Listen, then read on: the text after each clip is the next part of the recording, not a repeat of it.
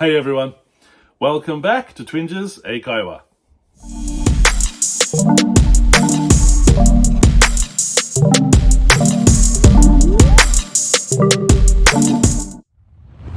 皆さんこんにちは、Twinges 英会話です。Welcome back。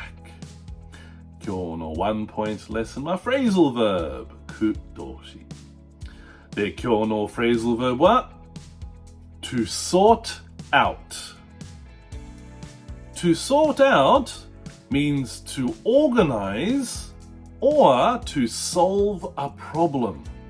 整理するが問題を解決する。例えば、sort out the things you want to keep. 残しておきたいものを整理して。で、もう一つ。Let's try and sort out this mess. この混乱を整理しよう。で、最後もう一つ。She needed time and space to sort out her life.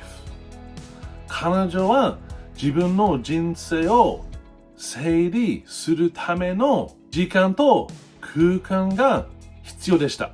じゃあ皆さん、もう一回。To sort out, to organize, or to solve a problem. 整理するが問題を解決する。はい、皆さん勉強しましたか？はい、よかった。それで質問ならば、問いならば、みんな下コメントお願いします。で、皆さん、いつも見る本当にありがとう。Thank you for watching and see you in the next one. Bye bye.